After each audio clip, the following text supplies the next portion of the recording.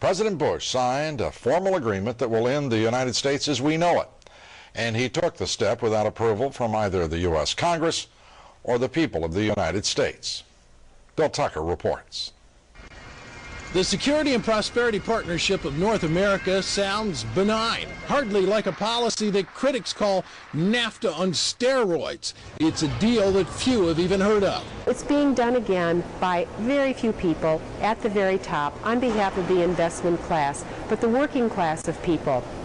Political officials across our country, from communities, from cities and so forth, they don't know anything about this. Yet it was agreed to by Mexico's President Fox, Canada's Prime Minister Martin, and President Bush in 2005. Congressman Virgil Goode wants to stop the Security and Prosperity Partnership. It will lead to a union between Canada, the United States, and Mexico, and it will greatly harm the sovereignty of the United States. It is part of the open borders philosophy to do away with borders, and I vigorously oppose it. Launched in 2005, it's a dramatic government and business effort to, quote, harmonize regulations. The president promised no matter who the players are in Washington, Mexico City, and Ottawa, this bureaucracy is meant to endure. I appreciate the commitment of the Prime Minister and the President toward a spirit of partnership to outlast whatever politics may occur. On Capitol Hill, testimony calling for Americans to start thinking like citizens of North America and treat the U.S., Mexico, and Canada like one big country. The best way to secure the United States today is not at our two borders with Mexico and Canada, but at the borders of North America as a whole. That's the view in a report called Building a North American Community. One sign that this is our future is the plans for the superhighways from southern Mexico through America and into Canada. These plans are not secret any longer. Huge amounts of property will be taken in the name of free trade, peace, and security. After you take my land away from me to build this big road, this big highway, I'm not even going to be able to drive on the highway unless I pay a toll fee.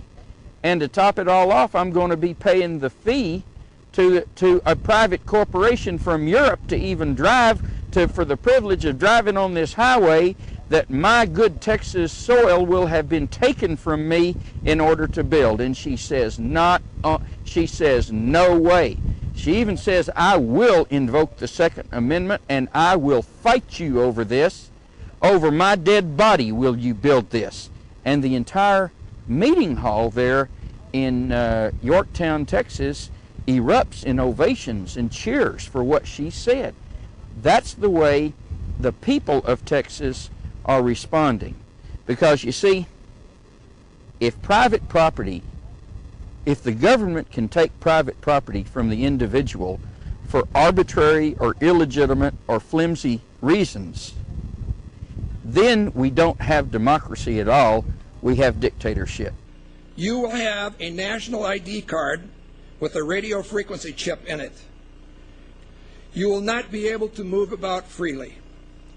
This is terrorism of the most worst kind, brought on you by our own government. The strongest, freest nation in the history of mankind will be averaged into world communism. A plan to set a national standard on driver's licenses is setting off a political revolt nationwide. More than half of the 50 states say no way.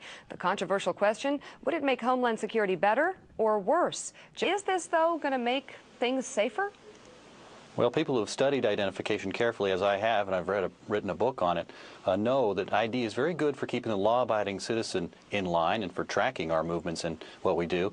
An ID, a national ID of this kind, does not prevent the criminal, does not prevent the terrorist from acting. There just really isn't any proximate correlation between the use of ID or false ID and terrorist attacks. The U.S. government is closely watching that situation to determine how best to impose the RFID driver's license identification card here in the U.S., which is supposed to become mandatory in 2008. Now the New York City Police Department wants to install cameras like this one throughout the entire city.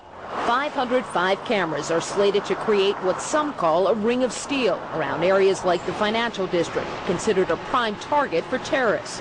Critics question the move. It's chilling that somebody in government knows every place I go and with whom and when. That's a little bit scary, I